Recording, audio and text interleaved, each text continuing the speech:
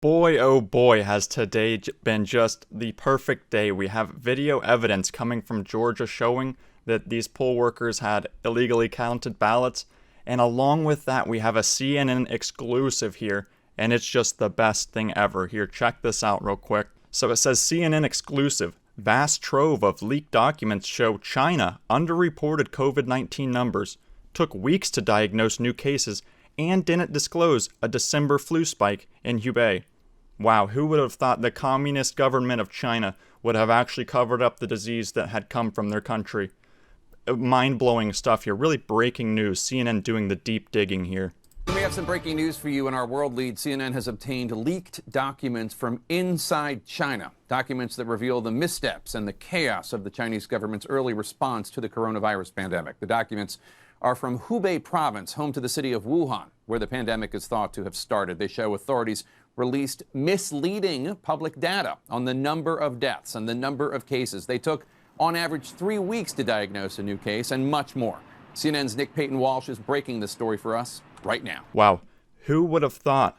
It's almost like 10 months ago, many people were exclaiming this, yet they were called conspiracy theorists. They're crazy. I'm surprised, honestly, that CNN even broke this story. And what's even better, I swear, it just keeps getting better. Everything piles on top of it. You have other news sites now calling out CNN for even breaking this as a case, saying, here, check this one out. It's so funny. CNN's case against China's COVID-19 response is extremely flimsy. The left eating their own people. I love it. I live for this type of stuff. It says CNN published an article on December 1st titled The Wuhan Files, which purports to be a report of about 117 pages of documents that were allegedly leaked from the Hubei, I think that's how it was pronounced, Provincial Center for Disease Control and Prevention. The case made in their piece is that international communications supposedly revealed that the Chinese government was inconsistent with what it shared with the people about the pandemic from October 2019 to April 2020. The incomplete period covered by the documents.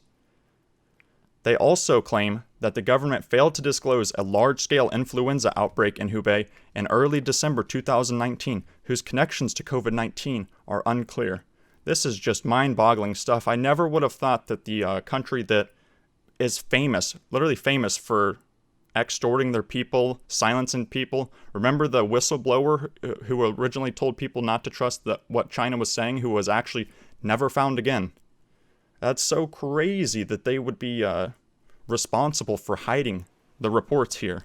But this is where it gets even funnier. These allegations are all very alarming, if true. But the problem is that the proof supporting them is extremely flimsy. Only 117 pages of documents, and what I'm about to show you later, this graph, cracks me up. The allegedly leaked documents haven't been shared with the public, so there's no way for others to independently confirm their authenticity or whether they were manipulated before being given to CNN by what the outlet claims was an anonymous whistleblower. They say that 6 independent experts examined these documents and confirmed their veracity, but that's not convincing when considering that this is about something as important as the initial stages of what has since become a global pandemic. Wow. Now that just makes your brain hurt right there, doesn't it? I thought I was about to have an aneurysm after reading that one, just from the sheer logical fallacy and the stupidity within the room. I could not believe it. So some of the things that were reported in this document we have right here. On February 10th, China publicly reported 2,478 new confirmed cases, while privately documenting 5,918 new cases, a 139% difference. That's just circumstantial.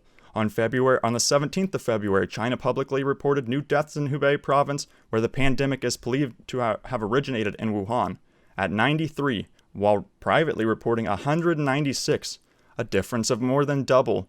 It's almost as if this is what they are known for around the world, literally. That is the Chinese government. You can't even look up Winnie the Pooh on an internet browser in China because it's blocked. They blocked Winnie the Pooh for comparing him to Xi Jinping, I think's the guy's name. No, duh, they lied about it. We were saying this 10 months ago. We've been on this train the whole time. Yet, CNN's getting called out by all the other medias now for saying it, and I love it. I feed for it. I live off of this type of stuff.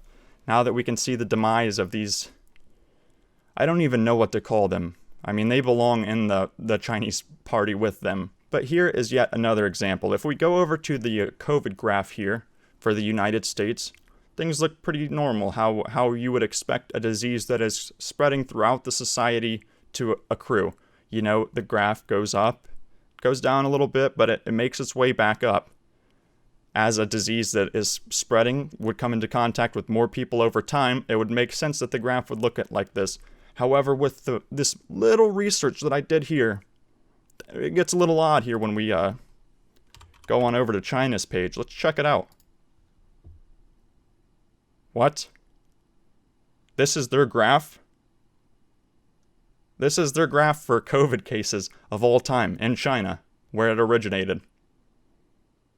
Yeah, there's no way they're lying to us. They tell people the truth all the time. Like I said, whistleblower executed that no one's ever heard from since. That's just normal stuff that happens. Yeah, 30 cases a day, 12. They handled this with precision. The best government, the strongest one in the world, they were able to take this virus and smash it for the people. I just can't even believe that. I literally just Google searched like COVID cases in China, and this is the graph that I'm presented with. Pretty much just the Chinese government spitting in my face. And yet it still took CNN 10 months to break this news. I mean, look at how long this has stagnated at just almost nothing. And that doesn't happen in any of these other places at all. Let's see, Canada. Well, that's a normal graph. That's how I'd expect a graph to look. Let's see how other places look here. India. Yeah, that looks like a pretty normal graph. Nothing wild there. Not sure. Even worldwide, this is worldwide here, comparing all of them. And that's with China weighing it down way at the bottom, right? Mind-blowing stuff that they would actually lie to everyone involved, as if that's not what they do daily. That is literally all that they do, is suppress and eradicate those with differing opinions. Yet CNN had to break their own back here after calling Trump and all of his supporters conspiracy theorists for calling the Chinese government out ages ago. You remember the video of that guy who's like, what did he say? Donald Trump, don't trust China. China is asshole, or something like that. He was a prophet from 10 months ago. He told us exactly what it is. Yet still, CNN and all these other news groups, I'm still surprised that they even broke this as breaking news, honestly. I figured they'd just throw it under the bus and not even care, but... Well, the left eating their own as the process continues, as we see, so I just had to talk about this. It's been a great day, to say the least. If you enjoyed this video, leave a like, comment, subscribe, and I'll see you in the next one. Goodbye.